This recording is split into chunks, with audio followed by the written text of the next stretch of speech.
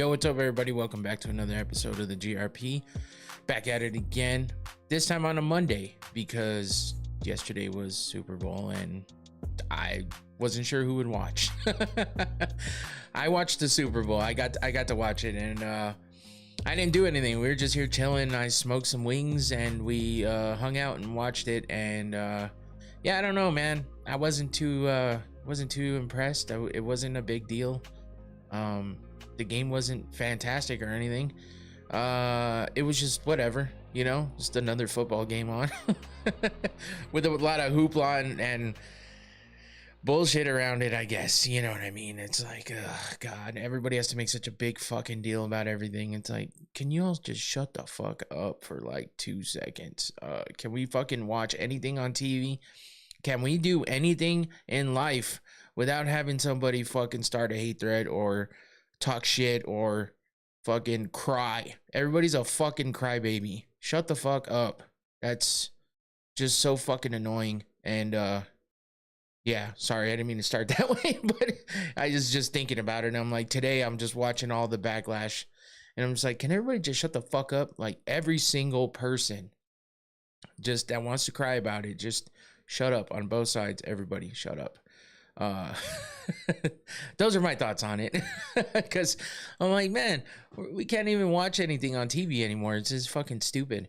That's why I don't get into all that shit here, because like, why do I want to fucking, nobody's gonna achieve anything, man. It's all just some bullshit. And yeah, whatever. But I guess I'm not surprised, motherfuckers. I shouldn't be surprised whatsoever. So that's about how this world's been for the past fucking however many years at this point. So yeah, it is what it is. I watched it. I wasn't blown away. It all was whatever. I probably paid more attention to my phone. Not for any other reason. I do that all the time anyway. I'm not gonna lie. I watch more streamers and I'll watch fights. I'll watch random shit that happens more than I watch anything on TV these days.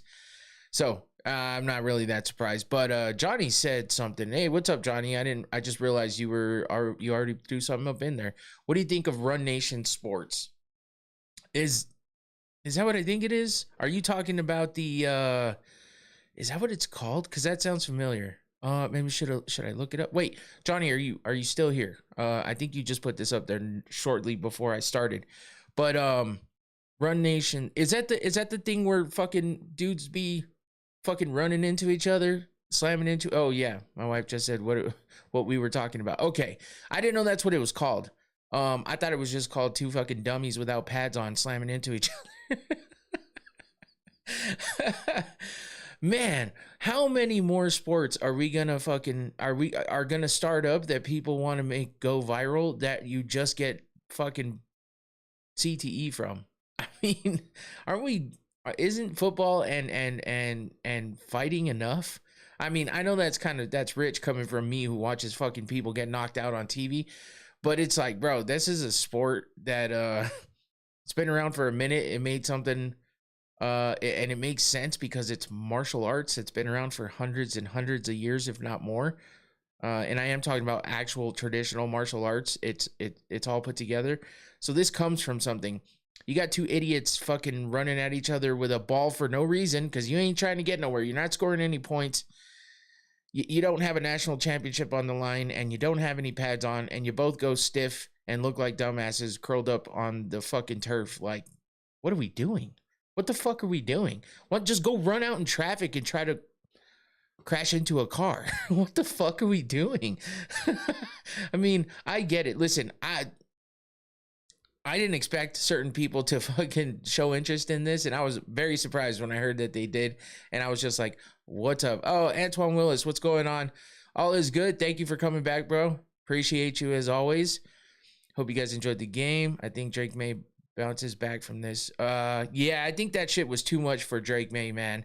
I don't think he was ready for that shit. My weekend was all right. Oh, okay. Yeah. Well, it's not really just my wife that was like talking about liking it.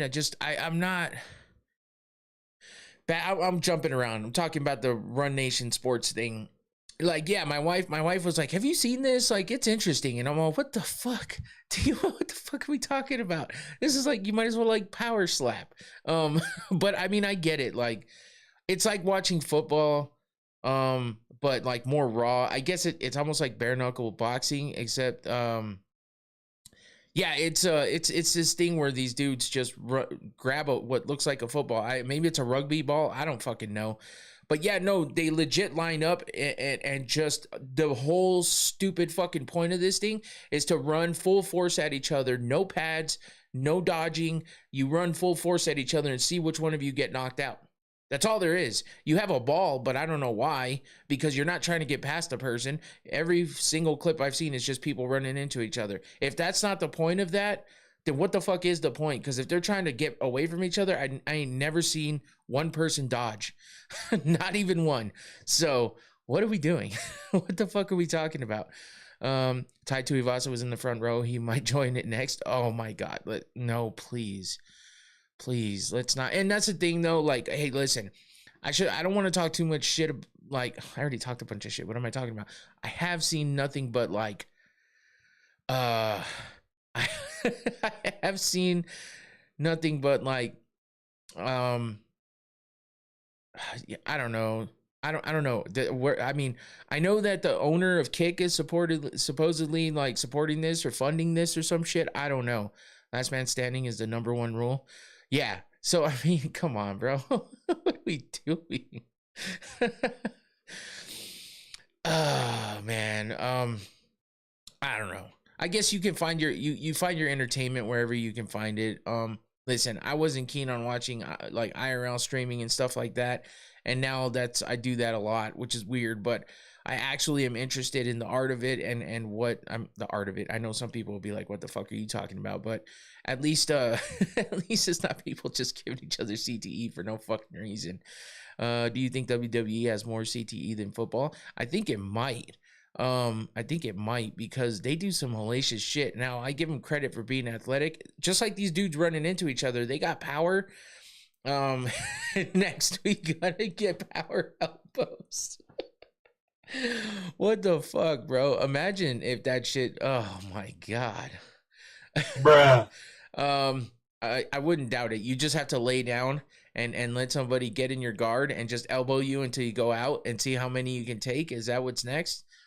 It's getting ridiculous, man. And you would think somebody like me would just be fucking like, yeah, cool, let's do it, let's watch it, whatever. But I actually get pretty fucking bored of this shit. It's like, there's no skill. You're running at each other, fucking bumping into each other. I mean, you can pay two idiots on the street to do that shit, and it'll probably be more interesting. I just checked Run Nation on YouTube and see it's massive already. Yeah, that's the thing, though. I can't complain too. I can't argue it too much when it jumps off like that. It just shows how fucking dumb most of us are. Sorry to my wife. She said she liked it or whatever, but that's not what I mean. Oh man, it just I don't know. I don't even know. What's up, Infinity? Reminds me of bum fights. Yeah, kinda. Have you ever seen the Teddy Atlas fireman speech? Yes, I have. It's a damn good one. It's a damn good one. And if I wasn't thinking about, I kind of did call you dumb. I'm sorry, babe. Calling my wife dumb. She's catching strays. I'm sorry. Oh man. But listen, I mean, I can be called dumb for some of the things I do. So, or watch on, like I said, I don't hide it either. It is what it is. I watch it for particular reasons. I'm interested in it. And honestly, it fucking entertains me. I'm sitting there laughing my ass off. I'm laughing my ass off at things that are happening on a stream more than I am at watching something on TV that's supposed to be comedy. Just because comedy sucks on TV now, man. They can't even do shit that's really funny anymore. The Olympics have to add Run Nation sports. That's a problem. I wouldn't be surprised if they did. But anyway. Yeah, I mean, Super Bowl, it is what it is. Congrats to the Seahawks. I'm glad the Patriots didn't win. Sorry to all the Patriots fans out there, but I do drink. I do drink. Yeah, I just drank. I do. I got to get my words together. Juice Man, what's up? Sean O'Malley versus Usman. Rumors are out there, but I don't think the UFC will put that Princess in that position. Juice Man is such a fucking O'Malley hater. No, I don't think that would happen. Honestly, I really don't. I think they're gonna try to put Usman in a title fight. I bet. But who knows? Your thoughts on the flyweight rumors? Which rumors? Flyweight. What are we talking? What rumors? I haven't seen a ton of rumors except for yeah, I haven't really seen a ton. Nothing that's really caught my eye lately. So I could be missing shit though, because I wasn't really able to be on my phone a whole lot today, which is fine. You know, it's work, and I didn't see too many things that popped up that caught my eye. And you know, yesterday I was just watching the game and stuff like that, and finishing prep for today. So yeah, let me know, Johnny, what's up with the flyweight rumors. Other than that though, yeah, the fights were okay. That want him to either sit out and wait for Jan to win or give him Sandhagen fight privilege. Of course not, right? Yeah, I mean, what else would you really give him though? That's like the top of the top. So I don't think that the fight that he just fought was really worthy of giving him another title shot right away. But I mean, with Jan up there and the fact that he's beat Jan, it's just one of those, you know, circumstantial, easy things to do. I think they would definitely make other people wait longer. So yeah, it is what it is. Maybe O'Malley has that, you know, that privilege or whatnot. Hey, by the way, Juice Man, I like that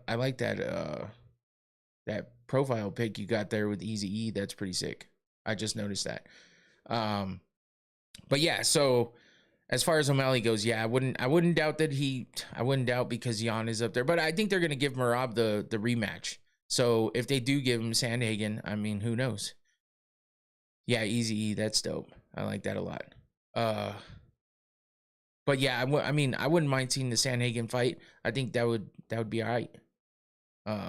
Because I mean, he's fought enough people in that division to kind of be able to get just the upper echelon guys. But you know, like I said, after two fight losing streak, and then that last fight not being as crazy as we thought it might be or as exciting, who would you pick between Sean and Corey? I would have to pick Sean. I don't think Corey Sandhagen's gonna.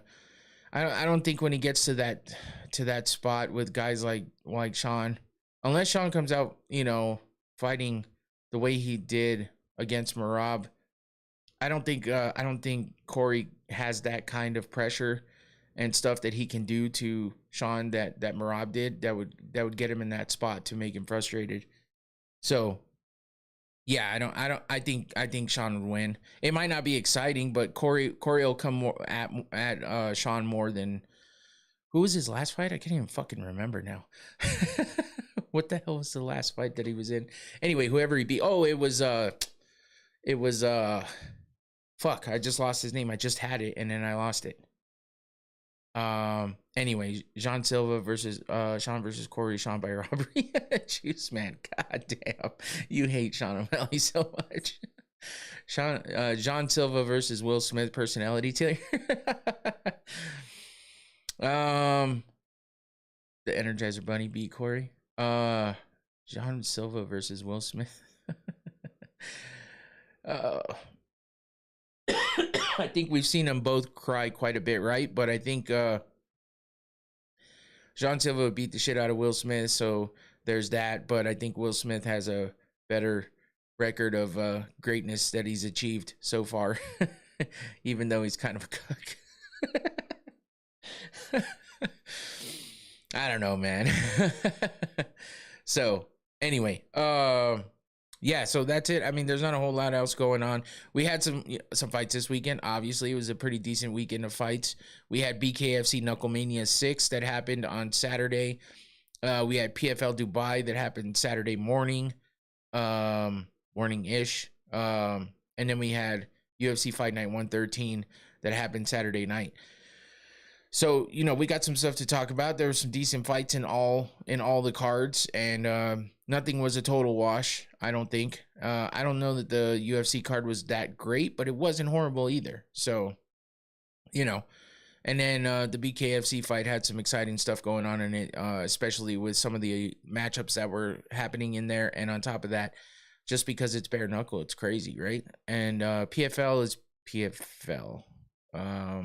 I think there was some okay stuff happening. I didn't see a whole lot going on. Usman only got one fight left on his contract. Ooh, that's interesting though. But yeah, we'll talk about that in a minute. Let me get to my. Let me turn off this fan and let me hit up my sponsors, of course, or my sponsor, Noctane. I only have one sponsor, but I appreciate the hell out of them. Noctane smelling salts. I always give them the big ups here because I use this product all the time, especially when I'm about to do a podcast or when I'm on the podcast, because I think it's good to show the reaction. It's a little harsh, but this is the most potent bottle with the red cap. And yeah, I can already smell it as I'm turning the cap. So it's going to be harsh, but I'm ready for it and I kind of need it right now. So here we go.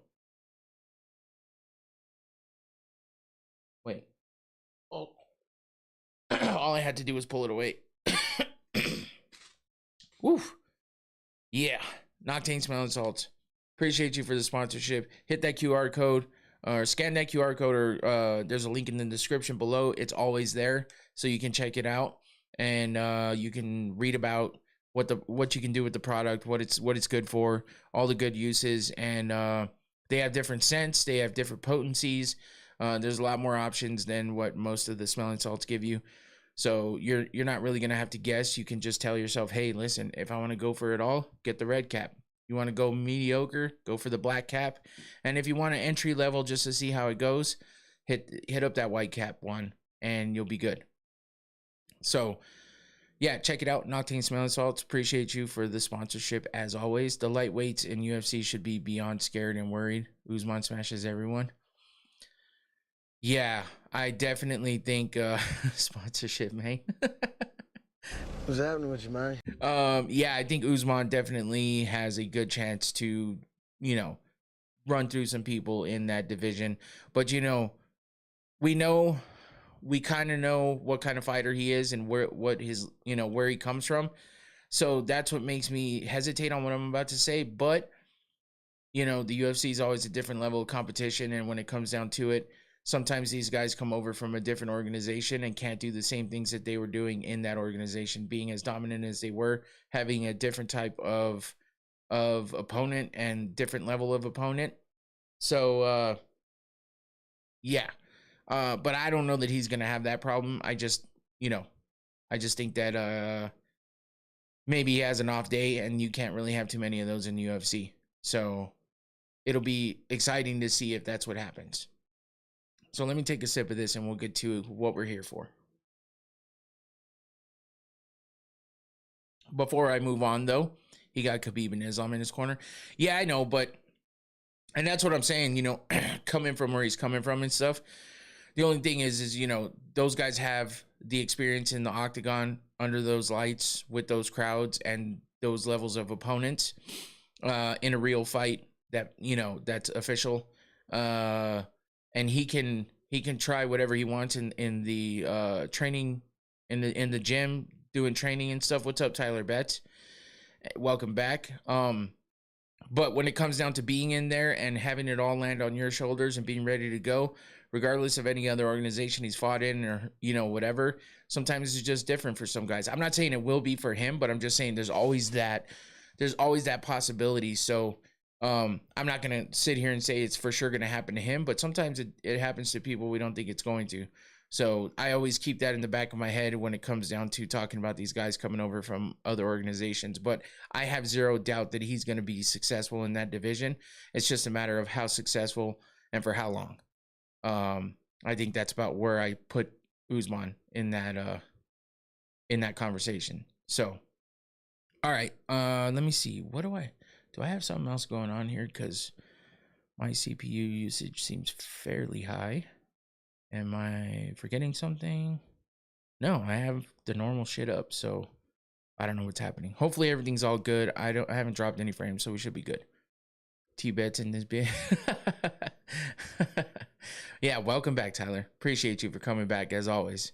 So yeah, let's get to what we're here for and get started with some BKFC. And like I said, Bare Knuckle Fighting Championship had Knucklemania 6, and these are usually pretty big events for BKFC. And this time was the same. I mean, I heard a lot of people talking about, you know, their production levels being pretty good and stuff like that. Honestly, my wife, who was talking to me about how she liked that fucking, what was it called? I'm looking, Run Nation Sports. Oh yeah, see, Antoine's saying it too. BKFC has exceeded expectations. Yeah, and but my wife was watching it from afar. We were at a bar, hanging out with one of our daughters after dinner, and we went to have another drink, and they had it on one of the TVs, and I'm watching the UFC on my phone. So I was kind of, you know, glancing back at it, but at the fights while they were happening on the TV, it was kind of behind me over here, and I'm watching on my phone. So my wife was able to see it, and she's like, I don't know, this seems corny. She's watching some of the walkouts and the way some, you know, the guys that are in BKFC are a little corny, are a little performative, and some of their shit, it just seems a little off compared to what we're used to with the UFC, if that's all you watch. But it has come a long way, like Antoine is saying, like compared to the Artem Lobov days, for sure. It's come a long way. Their production levels have gotten better. And I just think that we're so used to this like really packaged and tied down kind of production and broadcast from the UFC that when we watch other things, if you don't watch anything else on a normal basis, it seems kind of off. It seems kind of, you know, corny in some ways. Sometimes it just doesn't seem like, I don't know, it doesn't seem as fluid. So yeah, but I don't think, I think I'm sorry, BKFC has come a long ways for sure, and a lot of people are noticing. So I do think that BKFC is definitely a good alternative to MMA that keeps you excited. You get to see a little raw stuff, a little rawness happening with some of these guys being just wild dudes because of who they are and what they do, and that's part of the luster of everything. And yeah, I don't know what else to say except for, if you like the violence and you like the gore, you're gonna enjoy the shit out of this. If you don't like the violence or the gore, then this is definitely not for you. If you can't handle watching dudes get bloodied up or women get bloodied up, you definitely don't want to watch BKFC. But I'll tell you, it's exciting, it's fast paced. The most kind of comments I was hearing about it was just that, oh, how fast the rounds are and how fast things go. It's because that, you know, unless it's a title match or agreed upon beforehand, it's 5 3-minute rounds or 3 5-minute round. No, I'm sorry. Hold on. 5 2-minute rounds. What the fuck? That's what they did? I thought it was 5 3-minute rounds. So no wonder it seemed even faster, because I'm thinking it's 5 3-minute rounds and it's 3 5-minute or 3 2-minute rounds. Wow. So the main card goes 5 rounds for every fight. The prelims go 3 rounds for every fight. And they're all 2 minutes. Okay. Well, shit. There we go. I was wrong about that one. I thought it was 3 minutes. It's 2 minutes. So that's why it's so crazy fast. But that's what keeps the excitement going. And I mean, that's you have to fight, because if you don't fight, you run out of time. And then what? You run the chance of losing a boring ass decision, because if you don't get in there and ready to fight, the time goes by fast. And you damn sure better know that most of your opponents are going to come right at you and come after you. So you're in a fight right away. That's just how BKFC goes. I haven't watched a ton of it, but I've watched enough of it to understand that. So yeah. Do you consider the world? Do you consider them world-class athletes? Yes. I mean, look at who the main event was. Now they're a little out of their prime per se, I guess, but And, you know, BKFC's really been known in the past for where fighters go to die, basically in the sport, right? Not literally, but in the sport, like their career. But I don't think it's that anymore. I think it's just another alternative at this point. Maybe it still hasn't dropped that stigma a bit, but I do think, I mean, a lot of these guys used to be high-level MMA fighters, so I think that they're still pretty good athletes. But some of these fighters, especially the heavyweights, maybe I jumped at that too fast. Some of these fighters, like the heavyweights, may not be considered world-class athletes, but at the same time, they do the training. They do have to be in there for a set amount of time. They, you know, they don't all have cardio, but they have to have somewhat cardio just to be able to get through some of this. But this is probably better for the heavyweight fighters, being that it's 2-minute rounds. You get, you know, more breaks faster. You get breaks faster than you do in MMA, and you don't have to worry about the ground game. So just like this main event, Andrei Arlovski versus Ben Rothwell, I mean, John Dong, that's a funny ass name. What's up, man? Appreciate you for jumping in. I don't think I've seen you in here before. If I have, I apologize, but if you haven't been here, welcome in. Appreciate you for jumping in and interacting. While I'm saying that, who wins, Mario Bautista or Peyton Talbot? I am not doubting Mario Bautista anymore. I would say in the past I've doubted Mario Bautista quite a bit, but right now I would say that I will not doubt him anymore. So I think with Peyton Talbot is a pretty good fighter for his age and where he is in his career right now. But I do think Bautista has enough experience in there with higher level opponents that I think he's seen enough to know how to handle somebody like Peyton. So as good as Peyton Talbot is, I think I would have Mario Bautista, you know, winning a close fight against him. I don't know that it would be a blowout, but I do think he would win, and it just might be close. So yeah, that's how I would pick that one. But back to BKFC. Yeah, we had Andrei Arlovski versus Ben Rothwell in that main event, and it was crazy, man. It got finished. It was a doctor stoppage in the 3rd round for Andrei Arlovski because that's how much he beat the shit out of Ben Rothwell, who seemingly was made for this sport. When he came in, he was just, everyone just said that this is Ben Rothwell's sport for sure. The way that he came in fighting, and you know, he gained the title in his last fight against Mick Terrell with a 1st round finish in 36 seconds. Before that, he beat Todd Duffy in the 1st round, 43 seconds. Josh Copeland, he beat by TKO in the 3rd round, and then he beat Bobo O'Bannon by TKO in the 1st round, 19 seconds. Craziness.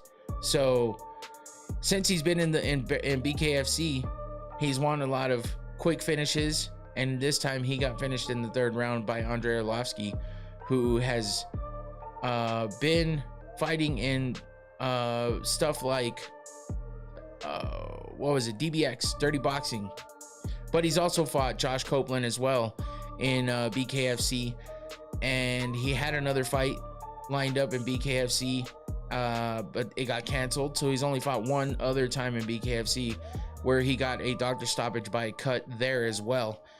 So he's letting those hands go, and he's hurting people, and he's damaging people, and that's how he's winning at this point. Both of his wins were by doctor stoppage. He won in Dirty Boxing by doctor stoppage as well. So that's crazy. His last 3 fights have been wins, and he's won all of them by doctor stoppage, which means he's definitely putting down a beating on these guys and damaging the shit out of them. So he also fought once in Misfits Boxing, I believe, or no, MF Duel, whatever that is. Is that Misfits? Yeah, it is Misfits Boxing. He fought once there as well, and he also got a TKO win there by right hook in the 4th round. So he is on a 4-fight win streak between 3 different organizations: Dirty Boxing, Bare Knuckle Boxing, and Traditional Boxing. So pretty crazy, man. Arlovski doing the damn thing at the ripe old age of 47. 47, and Andre Arlovsky's still doing this shit. Against somebody like Ben Rothwell is goddamn impressive, because Ben Rothwell, like I said, an animal, been doing this shit for a minute and winning big. But Ben Rothwell's 44 years old as well, so they're both in their 40s. I think this is BKFC. That's kind of, if you just don't have what it takes to stay in the UFC or to be like high level in boxing, bare knuckle seems to be a good place to go, and that's not a bad thing. The hell with that, I sneeze and my knees hurt. Damn, son. You're not wrong. You're not wrong, Infinity. I know how that feels. I just sneezed earlier and my rib still hurts. So that didn't feel good. It's taken me a while to get past this shit, but it is what it is. Live BKFC events over deliver. Hey, that's a damn good thing, man. So you get what you pay for, and you didn't pay shit for this one. It was free on YouTube. So you got to give it to them for putting out an exciting event that you didn't even have to pay for, when normally BKFC Knucklemanias you do have to pay for. So we also had Lorenzo Hunt in the co-main event, beating David Mundell. They fought at a catch weight. I'm not exactly sure why, but they did, and he finished him 29 seconds into the 4th round with a straight right. Had some eye candy too. Oh yeah, there's definitely that in BKFC. The OnlyFans girls go crazy on BKFC. They beat the shit out of each other, but they also look good doing it. And those weigh-ins are something to watch for sure. So, but yeah, Lorenzo Hunt went nuts on Mike Perry, telling him that he's a real champion, that Mike Perry's belt doesn't mean shit. It's a King of Violence belt. And Mike Perry said, listen, I get paid the most in this fucking organization, and the King of Violence means I'll beat the living shit out of you, and you can't do nothing about it. And Lorenzo Hunt said, come get this belt. So that's exciting. They went face to face, head to head, literally, forehead to forehead, pushing each other and shit. So that could be exciting. That actually was right before this David Mundell fight. So now that Lorenzo Hunt is got the win and stuff, we'll see. I mean, we haven't seen Mike Perry fight in a minute. We also had John Garbarino versus Kane Tomlinson, who were going at it in the press conference. Garbarino got the win there by TKO in the 5th round. We had Ben Bonner versus Tony Soto. That was a decision win for Bonner. Patrick Brady had fucking Shane Gillis walk him out, which was insane. Shane Gillis was in the crowd, also walked out Patrick Brady, which is crazy. A Philly boy, so of course Shane Gillis was all about it. He fought Bear Hill, who literally looks like a bear. The motherfucker's beard is insane. And he got the unanimous decision win on that one.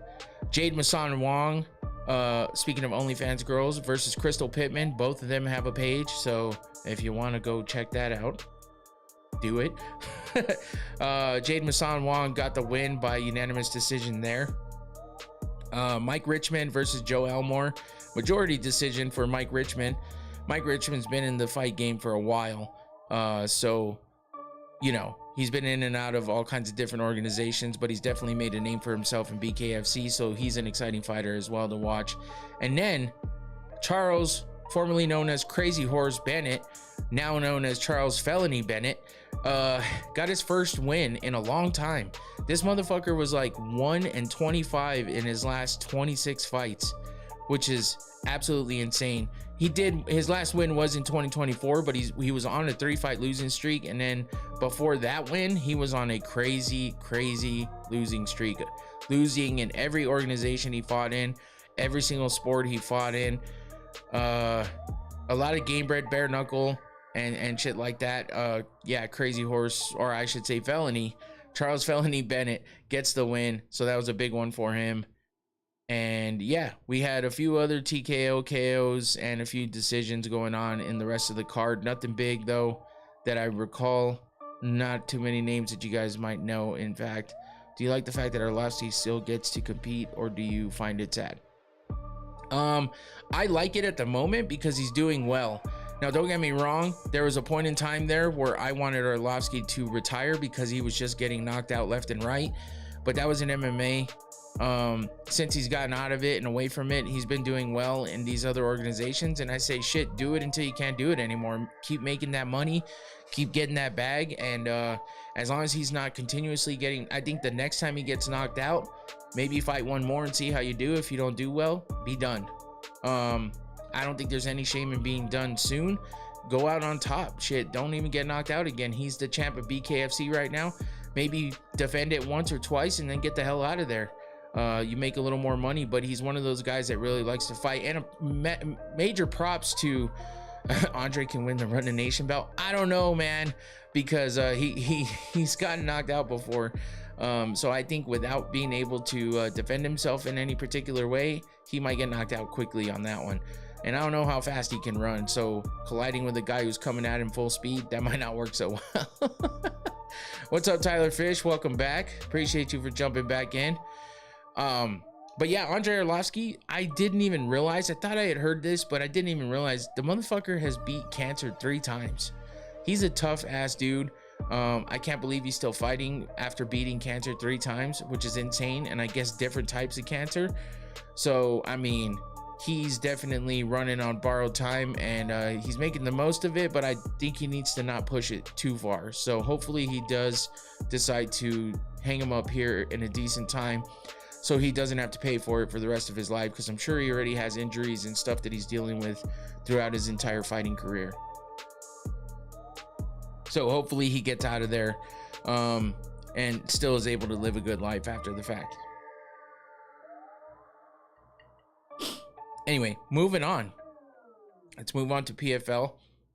And yeah, we had Usman just doing the damn thing versus Elfie Davis, who's a damn good fighter too. But Usman is just so dominant, man. And to be able to get that submission in the 3rd round, you know, that's what he's good. That's what he's good with. He can, you know, that ground game is his specialty. The wrestling and grappling, he's definitely good at. He wins a lot of decisions because he'll grind you out and get you into deep waters. You know, he was a Bellator champ for a long time, and he won a lot of decisions. But before that, he had some big submissions. He's had some KOs as well, but hasn't really had anything other than a submission or decisions in his, you know, in a while.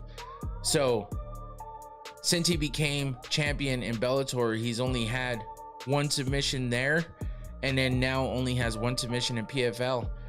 So he's been a champ for a while, spanning from Bellator going into PFL, and he's got only a couple submissions with that. A lot of decision wins, but he's dominant, and he you know, he breaks people. So, and he gets the win. TJ Dillashaw bluntly telling fighters they won't be champions impression. I don't even remember exactly how TJ Dillashaw speaks, but he doesn't talk exactly the way he used to, that's for sure. He knows that he can't do shit and be back into fighting like he was before, but he, you know, because of his shoulder injury that's so bad. But when it comes down to it, I mean, he could say whatever he wants, man. He achieved a lot in the UFC. I maybe not whatever he wants, but he's got some leeway because of the success he had all over the place. Like, once Andre hits 60 plus, life is going to be rough.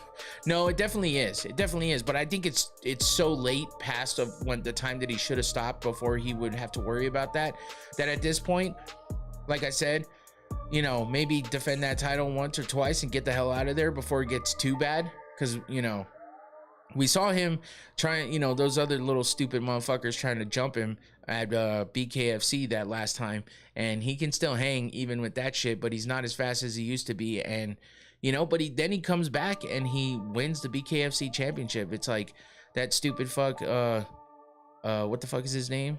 Dumbass hair having fucking idiot. Whatever his fucking name is, I don't remember. But anyway, he you know, he was all talking about how, oh yeah, you know, I want to have my what do you say, he wants to have his security fight him in a cage. And it's like, bro, That guy will get the shit kicked out of him by Andrei Arlovski, regardless of how old he is. How about Andre and power slap? Oh, no, let's not do that, man. He's already suffered enough getting knocked out. We don't need him to just stand there and take shots to the face for no reason. It's not necessary. Let's not do that. No run the sports, whatever the fuck, and no power slap. BKFC's brutal enough. Let's let him do his thing there. Maybe in dirty boxing too. I don't know if he wants to go back to that, but I hope he doesn't have too many more fights inside, you know, inside any cage or ring. But back to the PFL.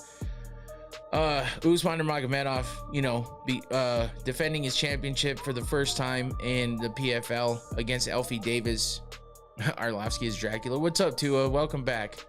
Elfie Davis was on a roll before bumping into Usman, where he was on a 3-fight win streak, and he won the tournament finals in his last fight against Gadzi Rabadanov.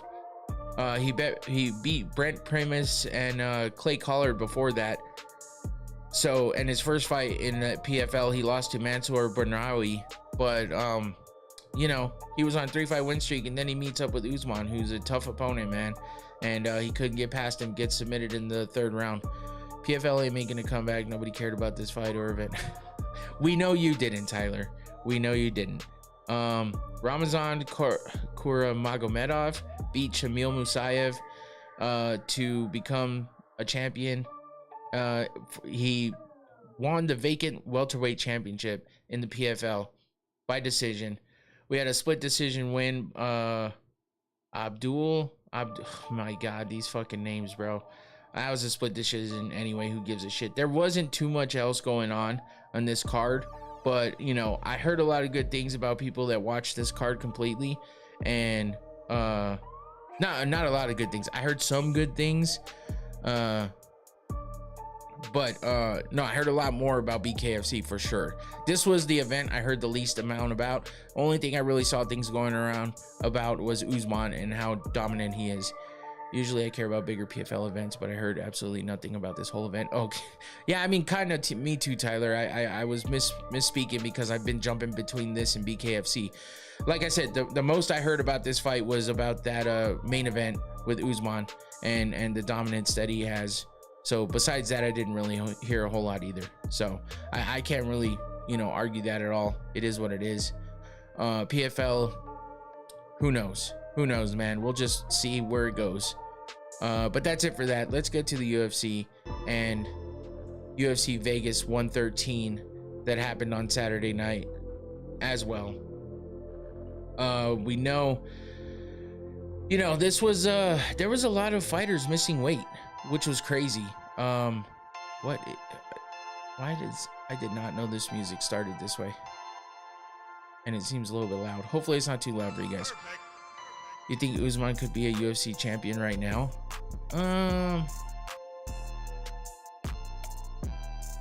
Oh, okay, you like it, Antoine? That's cool. I just hope it's not too loud. It just started weird. I didn't remember it starting that way. But you think Usman could be a UFC champion right now? Yeah, I think he could in the right situation. I don't know that it'd be guaranteed, but I think he would definitely have a good opportunity to gain the title right now if he was in the UFC. So yeah, it's a good chance. But yeah, there was a lot of missed weight happening in this one. Let's see, 1 2 3 4 no 2 3 maybe it was only 3 fights. I thought it was more than that. Nah, I don't think champ, but I think he would be ranked. Yeah, I mean, he definitely would be ranked. It'd be tough to just say right off the bat that he'd be champ, but I think he has a good chance of becoming champ, depending on who he winds up fighting and how long it would take him to get there. So back to the UFC though. We'll get started. Like I said, there was a few missed weights. Let's see what happened with any fights that mattered.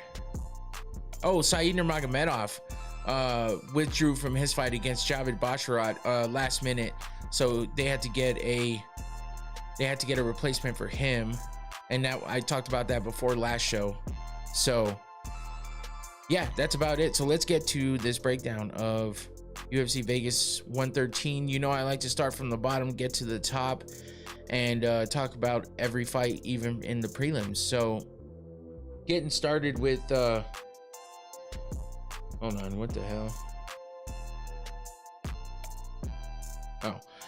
Getting started with the prelims, and with the women, we had Segula versus let me get to this. What? Holy shit, you gotta be kidding me. Oh, there it is. Sorry about that. I apparently clicked off of the page I had it on, and then I couldn't find it. Fluffy about to ragdoll Strickland, and I can't wait. Oh shit. Yeah, I'm actually pretty excited for that fight, to be honest with you. I'm actually surprised, Juice Man, that you're not a huge Strickland fan. I kind of would have guessed you were, just by how you feel about other fighters, but I'm happy to hear that you're a Fluffy fan, because that's good shit. And I do really hope that Fluffy gets that win against I do hope Fluffy gets that win against fucking Strickland for sure. But yeah, we had Segula versus Priscilla Cachoeira. I really thought this might go the opposite way, because Priscilla Cachoeira she's a heavy hitter, man, and she hits hard, and she's got some power. And I was thinking that she was gonna definitely put it on Segula, but Segula kept her boxing real nice. She put some good combinations in. She landed some good power punches. It seemed like Cachoeira was throwing a little wild, and Segula was keeping it tight and precise. And she would take a few hits, but she would give some back to Cachoeira. And as you could see by her face in that second picture, she was definitely getting her ass whooped. She was getting beat up quite a bit, got bloodied up. You think Sean can stuff his takedowns? I think Sean has weird abilities that we don't necessarily like think he has, but I don't know that he has the best takedown defense. But I think it's pretty good. I don't know. Sean's one of those guys that surprises you, so it's hard, because as much as I don't think that he's gonna be able to do certain things, he surprises me. So I think people got to understand Fluffy's competition hasn't been that good, but he still has good technique. When Fluffy wins, he got to clown Strickland for that ice. Oh shit. Oh yeah, Sean Strickland put out a post of him dressed up as Ice. It's like an AI version, and he's like got Fluffy in cuffs, like basically acting like he's deporting him. So that's pretty fucked. So yeah, that's what happened there. So it'll be funny if Fluffy kicks the shit out of him for sure. But yeah, in this fight, I mean, Segula definitely looked good. She was getting hit a lot still, but Cachoeira just was getting hit more. She was, had that forward pressure going, but she's got that stupid, crazy brawling style. If she tightened it up a bit with that power she has and was a little more precise, she'd be knocking more girls out. But either way, she's tough as shit. And, while Segula wasn't the most tactical, I guess, she still kept her boxing a lot cleaner than Cachoeira, and was able to just sneak those strikes in there, putting together combinations and landing big punches. So she met Cachoeira's aggression with punches, man. That's really what happened. So yeah, that's about how that went down. So Segula gets the win by unanimous decision in that fight. Next up, we had Jakub Wiklax versus Muin Gafurov. Some fucking hard names to say, but I think Wiklax, I think that's how you say it, was the guy that beat Patchy Mix in his last fight. And he was able to submit, or no, did he submit? No, he won by split decision against Patchy Mix.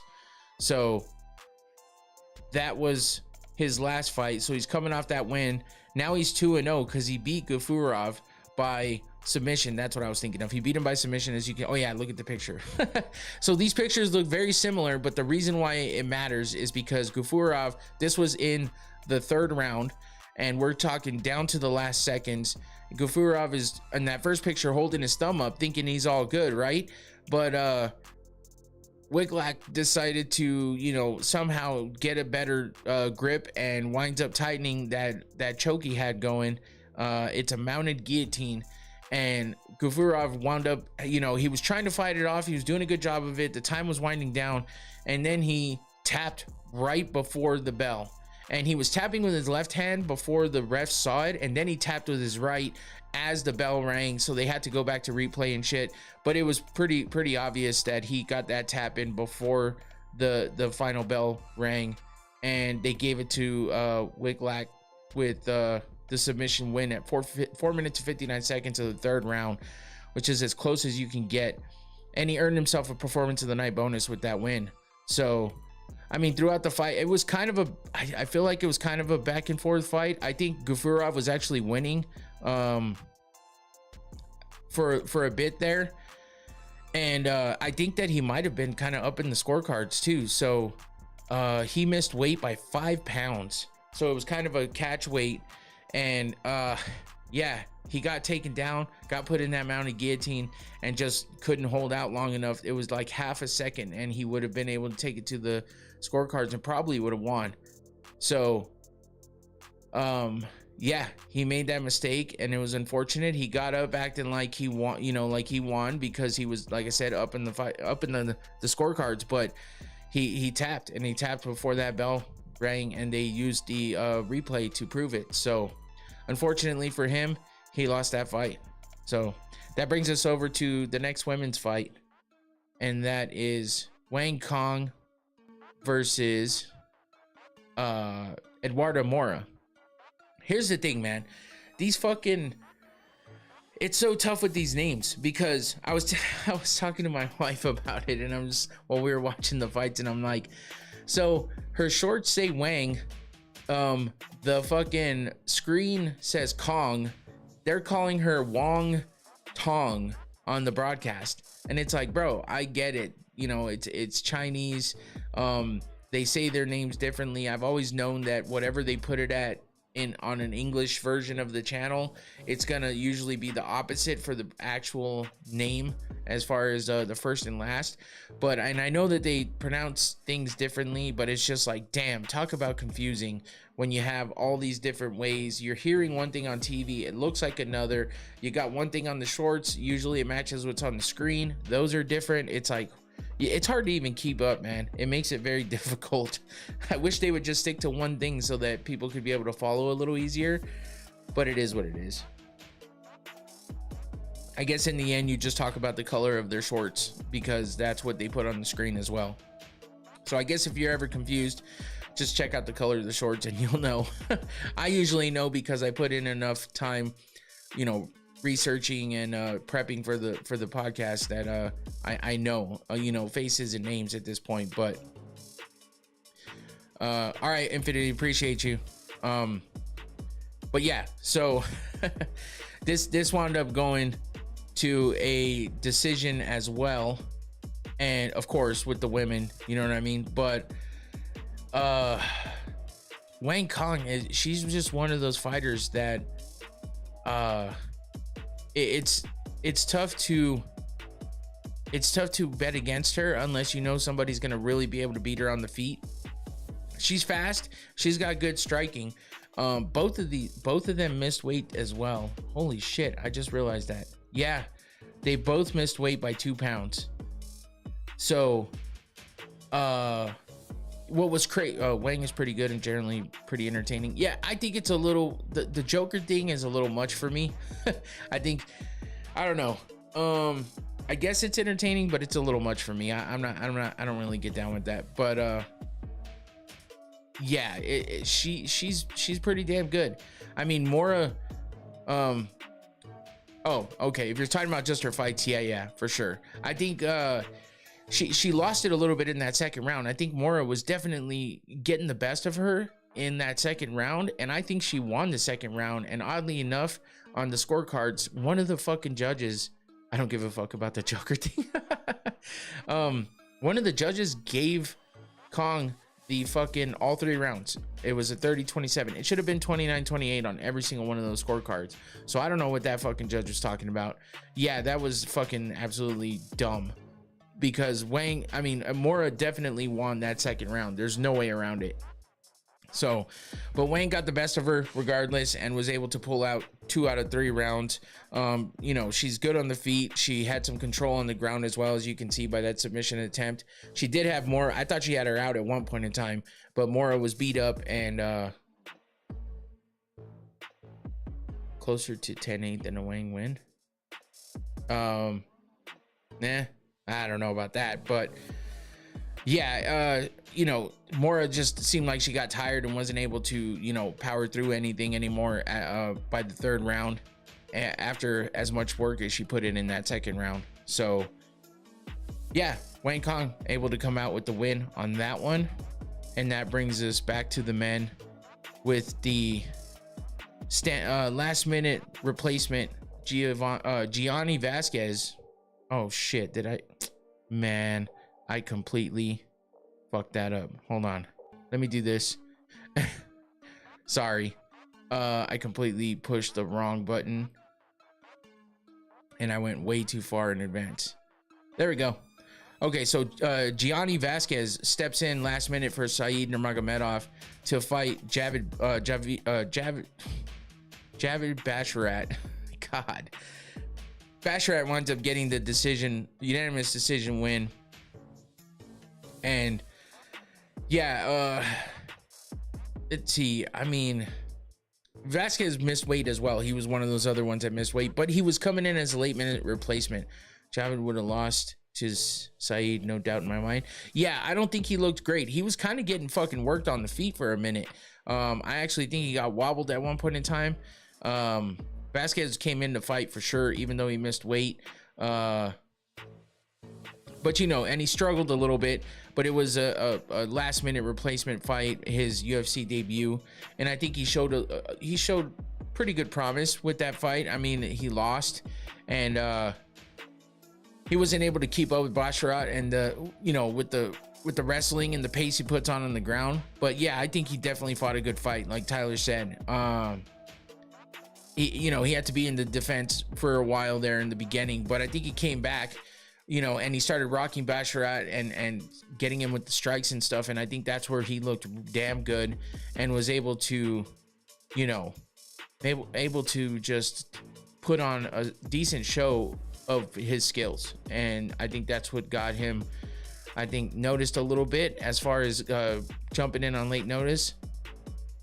78 Northwest. Hey, I'm glad you're here, 78 Northwest. I wanted to apologize to you because I did not get alerted whatsoever of your donation.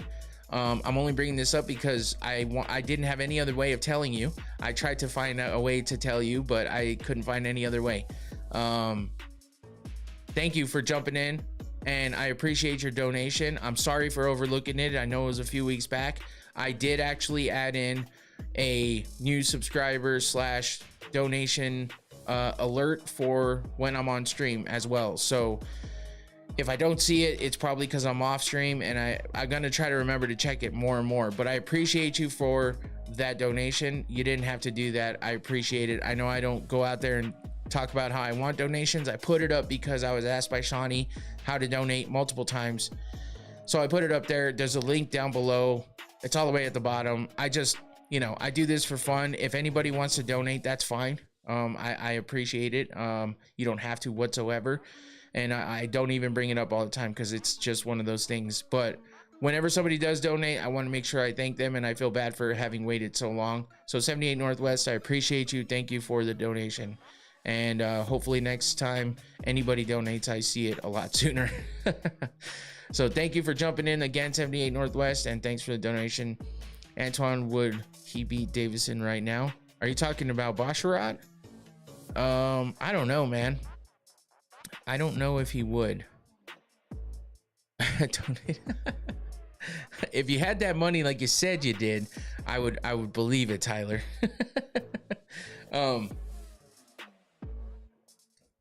Let's see. Where was I at? Basharat. Could he beat Davison right now? I don't know. Not with the way he struggled against the UFC debut guy. I think Davison might be a little more crafty than that. But yeah, I mean, it'd be tough. I'm not sure about that one. What do you mean if? I mean, if I'm wrong, then I'm wrong. But yeah, so then we move back over into let me. Okay, I don't want to push the wrong button again. Move back over into the women's fights, and we had Ketlin Souza versus Bruna Brazil. And I actually was surprised by this one. I know Ketlin Souza punches very hard, and I know that she's got power, but I was thinking that Bruna Brazil might be able to, you know, be a little more tactical and technical and be able to beat Souza, but she was not able to. Ketlin Souza gets the win by unanimous decision.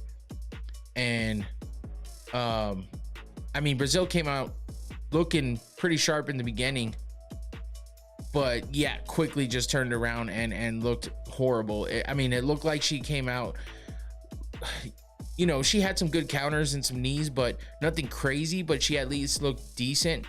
And then it just turned quickly into Souza just being dominant and tying her up on the fence, doing the, you know, some dirty boxing and just keep, you know, takedown attempts, and just basically, you know, her striking and stuff just got her through it all.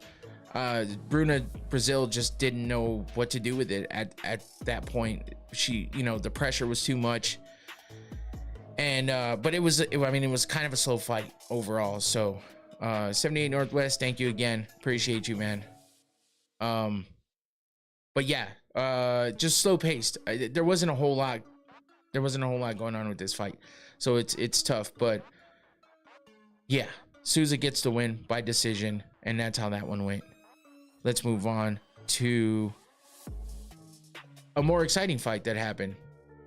Nikolai Veretennikov versus Nico Price. And yeah, I kind of could have guessed what happened in this fight, what would happen in this fight, but you never know. Nico Price is a dog, and he can come out sometimes and you know, pull off some wins, but not against someone like Veretennikov. He's the younger guy, I believe, and he definitely got the best of Nico Price, finishing it in the first round by TKO. Veretennikov is 36. Damn, he's not that much younger, huh? I felt like he was way younger than that. That puts him now at 2-3 in the UFC, so he's kind of been on a lose-win type situation, because he lost to Austin Vanderford in his second fight in the UFC. So he's had a few losses there, but 2-3.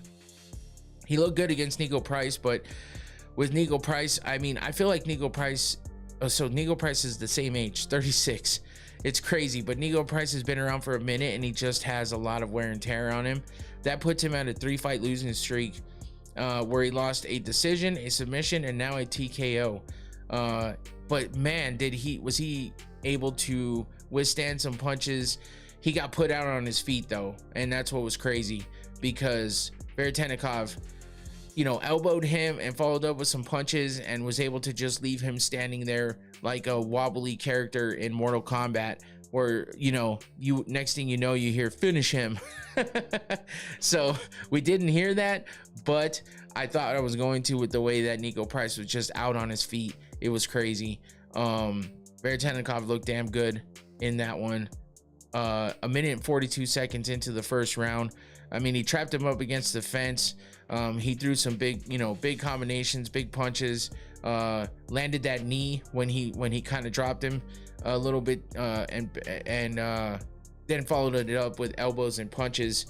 And man, he was just out on his feet. It was crazy to see him be as out as he was and still standing. So third straight loss for Nico Price.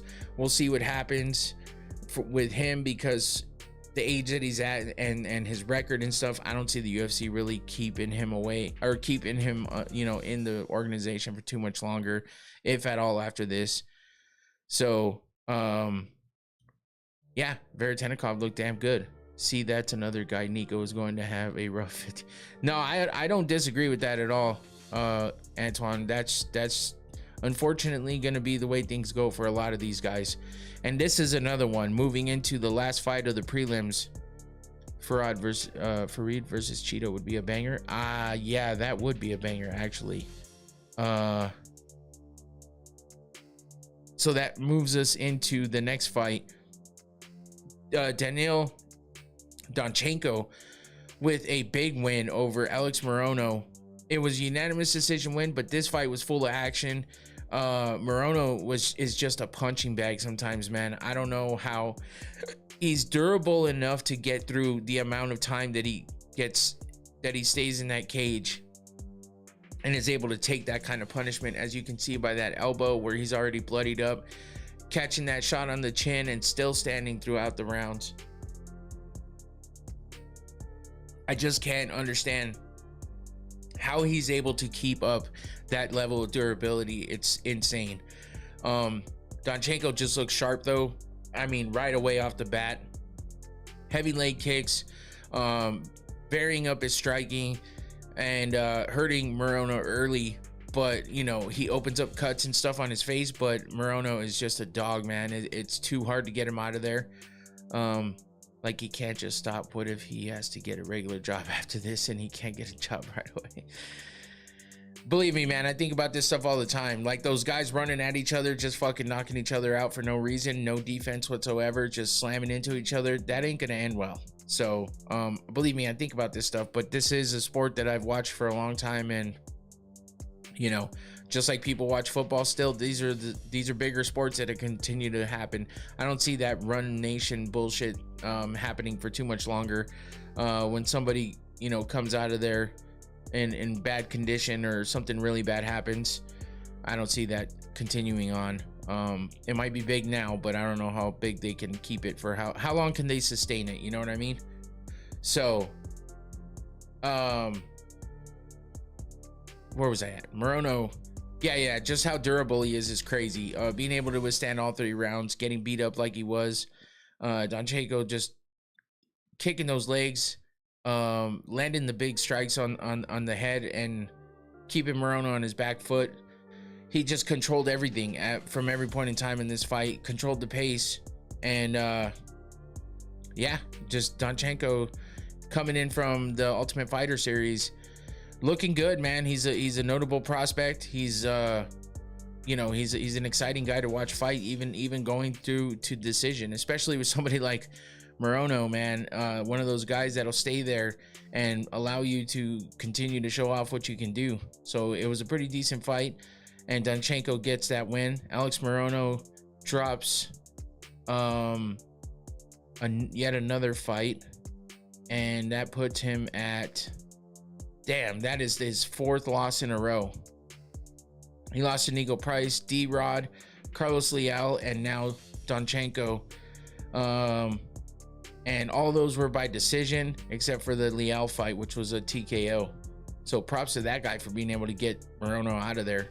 But Morono's another one of those guys like Anton was talking about. So and here's a crazy picture of just how crazy Morono is. I mean, the blood, man. If you're squeamish at all, sorry. But yeah, this one was nuts. And while I have this up, I'll just say, hey, make sure you like this video while you're here. Don't forget, please. It helps out my channel for sure. And if you haven't subscribed yet, please do that as well if you like what you see. And if you don't, just at least hit that like button while you're here, please. Just showing some interesting shit. Talking fights, man, talking fights. So we'll move on though. Dustin Jacoby, what a fucking surprise. I was not expecting this out of him.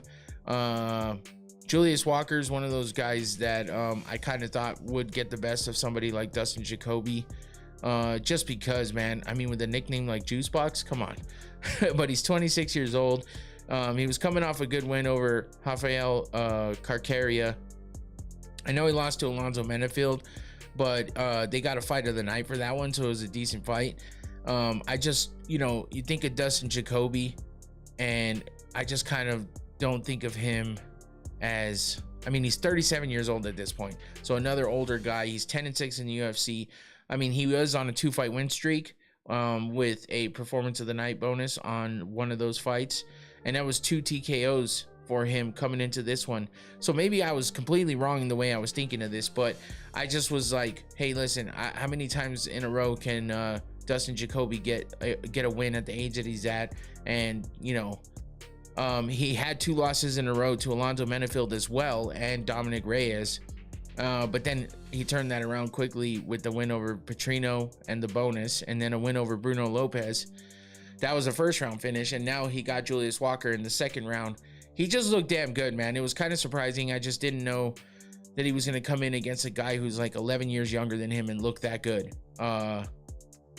So that's my bad for, you know, basically that's my bad for thinking, you know, negatively about the fight and what Jacoby could do. You know, it's just he's later in his career, stuff like that, and some of the losses he's found, but I mean, he still got power. That's the thing, and that's what's working for him. So when it comes down to it, this was just one of those ones where I was just surprised by, and you know, the ending, the finish as well was a little bit brutal. If you remember correctly, it was the punches on the ground in the second round. I mean, at one point in time, Jacoby was like even asking for the fight to be stopped. I guess these guys are former training partners, so he didn't really want to have to do that. But yeah, it was kind of one of those late stoppages. The refs, you know, caught a lot of shit for this one. So in the end, you know, Dustin Jacoby gets a big win, and he gets his 3rd straight knockout in the UFC. You know, and I was just surprised by it. That's all. You think Walker is UFC caliber? Yeah, but I don't know, you know, how high his you know, where his ceiling's at. I don't know how far he could actually get in the UFC. The wheel picked Jacoby. I believe it did. I'm actually gonna get to the wheel after we get through these main card fights to see how the wheel did. I believe it did though. So yeah, I was wrong. You know, I was just thinking the younger guy was gonna pull through, but Dustin Jacoby's still a mean motherfucker, and he's definitely got what it takes to keep getting some wins in there. So yeah, that was how the first Walker is whack. You take that back right away. Yeah, so I mean, it's just one of those things. It's one of those things, man. I think Walker, you know, we'll see. He could turn it around. You know, Merab lost his first 2 fights in the UFC and then went on a crazy ass streak to become a champion. So you never know what can happen. It's kind of a nutty sport. So we'll move on to Farid Basharat versus why did I just lose his name? And why am I not just Jean Matsumoto? I don't know why. Brain fart, man. But yeah, Farid Basharat looked good in this one. I think someone just said something. Oh yeah, Farid versus Cheeto would be a banger, Tyler Betts said. And yeah, I think that would be a damn good fight too. This was a pretty decent fight here. Split decision. Farid and Jean are dope. Yeah, it was a fun fight. Basharat keeps his undefeated record, so that's good for him. You know, he got the win over, but it was a split decision. It was a hard fought win. He was pretty technical in his striking and control, but I wouldn't say that he like fully dominated, because Matsumoto was able to come in and push him forward a lot of times. I mean, he had some good moments in round 2 and round 3. Not enough damage though for, you know, to show anything. I think Farid just landed the better, more damaging punches, the more obviously the more obviously damaging punches, I guess. So it was a close fight for sure, and it was a good fight between both of them. And I think that Basharat, you know, he deserved to get that win. It wasn't like a blowout or anything, but I think he was able to get that win for sure with the way he fought that fight. And Matsumoto will be back. I mean, he's a damn good fighter as well. He was coming off a win over Miles Johns, also by split decision. That's interesting though. Matsumoto's last 3 fights, he is now 1-2 in those last 3 fights, and they're all split decision, whether he won or lost. So he's always involved in some really close fights.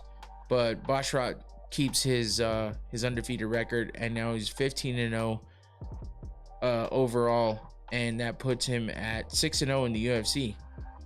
So that's a damn good win streak he's got going on there. And with a close fight against Matsumoto, he continues to be undefeated. We'll see what's up next for him. Now we get to the fight of the night, and one of the funnest fights on the card. Mikhail Zaitchuk versus Marc-Andre Barriault. This was definitely a fun fight. I mean, Barriault is the hard guy to get out of there. It went to unanimous decision, and it was a win for Mikhail Zaitchuk, a hard-fought win for him. Marc-Andre Barriault is just one of those guys that, like I said, it's tough to get him out of there. But Oleg Zaitchuk is one of those guys that can definitely get the win one way or another. He was coming off of 2 TKO wins, both in the first round, against Cedric Dumas and Gerald Meerschaert. And now he had a hard-fought win over Marc-Andre Barriault, where they got the fight of the night bonus, which gives them both 100 grand, which is not bad. But Marc-Andre Barriault is now on a 2-fight losing streak. He lost to Shara Bullet in his last fight, but in his last 3 fights, he's 1-2. But he has performance of the night bonuses and fight of the night bonuses in all 3. Performance of the night against Silva in a win, and then 2 fight of the night bonuses in his last 2 fights.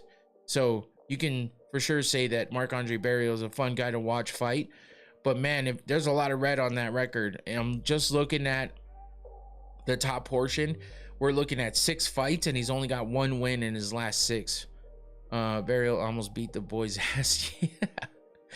Yeah, man, and he had Oleg Zaitchuk beat up too quite a bit. But I mean, it was kind of a crazy fight.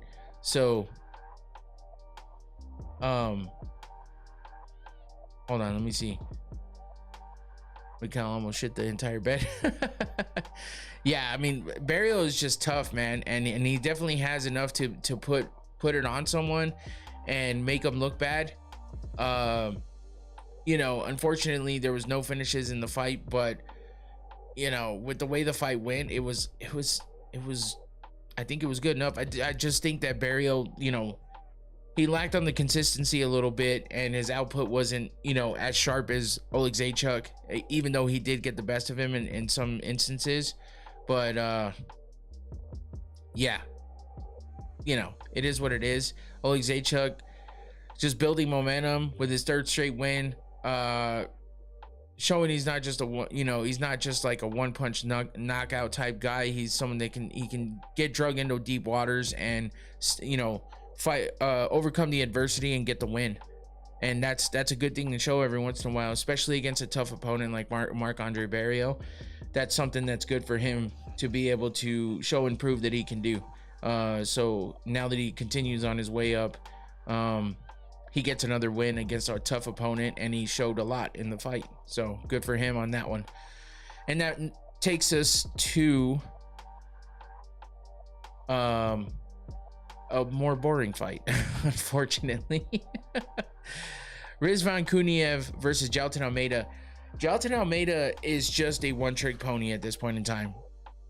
He doesn't do much else except for lay and pray type shit. He just doesn't look like he wants to be there. Just lackluster performances. I think he had a lot of potential when we first saw him, and people were worried. They have to cut Jailton. This shit is embarrassing. You're not wrong, man. You are not fucking wrong. Jailton he just looks bored. Like with his training, he doesn't stretch at all.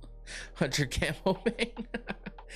Yeah, I don't know what he does, man. I don't know what he does. It's like one of those things where if you're a master at a certain thing, why do you keep just training that when you got that down, right? We know that you can fucking do that, and we know you can do it well. So Why are you going to keep just training that? Like, where's the striking at? When are you going to change things up? But yeah, Rizvan Kuniev, he changes levels really well when he strikes. He's quick as sheet. Are you talking about oh yeah, Antoine, for sure. That's what I'm saying. It just seems like he's bored and doesn't want to be there. But Tua, are you talking about Almeida? Because I mean, I know he's shown that before, but he didn't do anything when Kuniev had his back against the cage. Yeah. And Kuniev kept getting him in the clinch and kind of controlling him there, as you can see with that knee to the side of the head. Kuniev's takedown defense was good too, though. He had no answer for any of it. But Kuniev's takedown defense was good, so that's kind of kept Almeida away from being able to do what he usually does. And Kuniev just had the most significant strikes. Nothing too crazy, but obviously he won with those, because there was really, you know, no takedowns, no submissions, nothing crazy. It was just a slow kind of clinching fight. I don't know. Almeida just looks bored all the time. It's just one of those things. Gelton's third round was his best. Yeah, I get that, but I mean, that's not saying a whole lot, right? So I'm just trying to read what I had. Something else on my notes that I was gonna find. No, it's just more of the same. It was just more of the same. Kuniev could have down more, though. You mean like taking him down more? Is that what you're saying?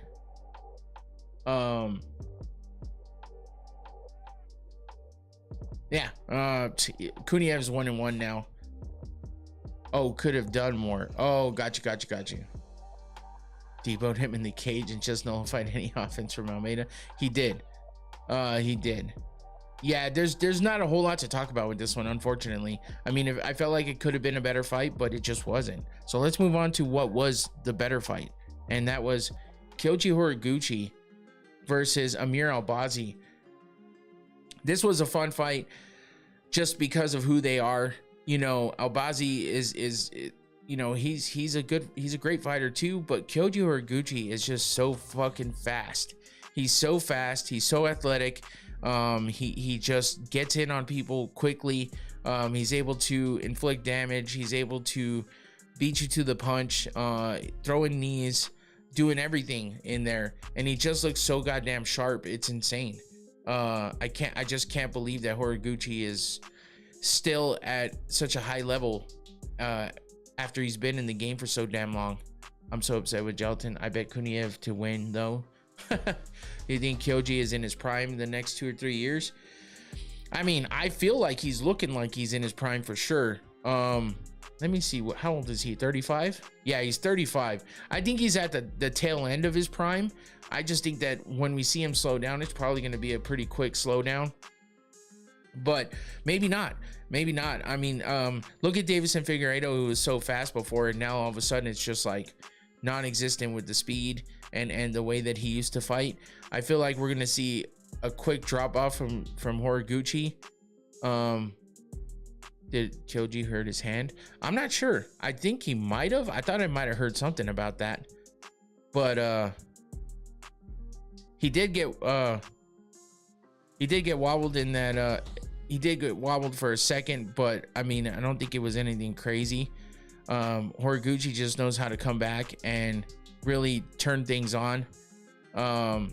His combinations, his boxing is so crisp, and he's just so fucking fast. It's crazy, man.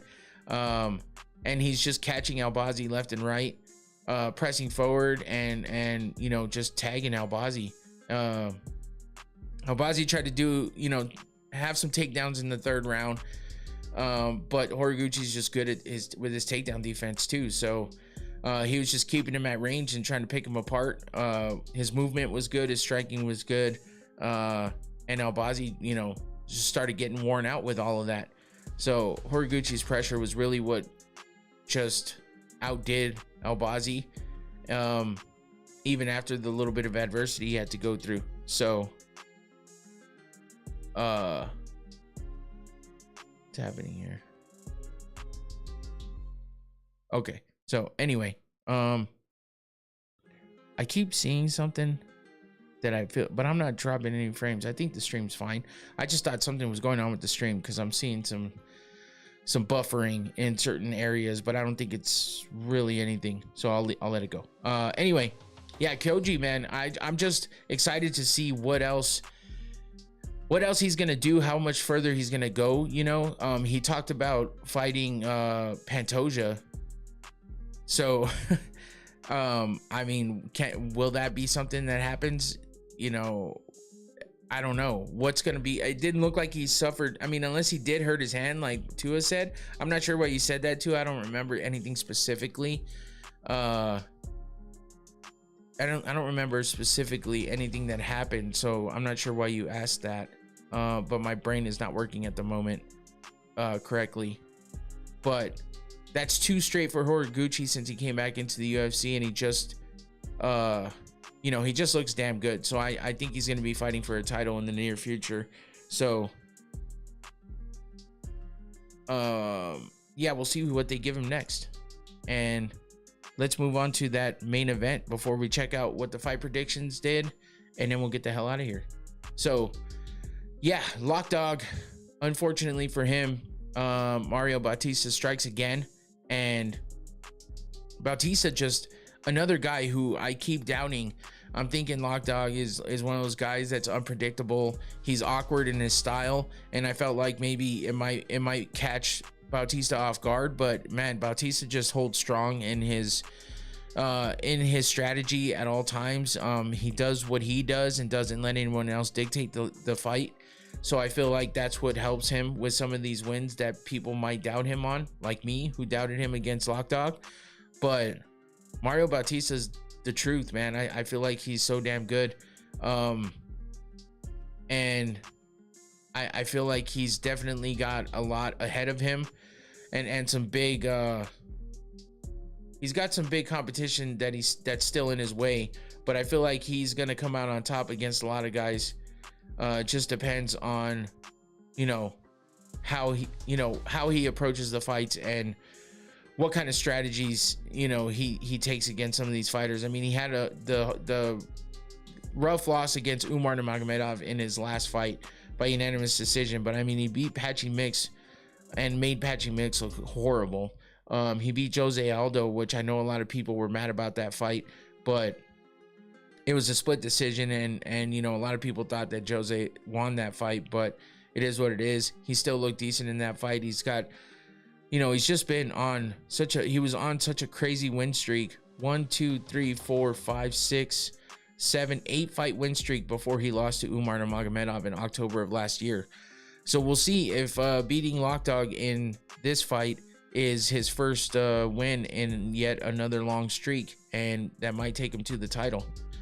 Lockdog just you know, drops this one to Bautista because Bautista just looks so damn good.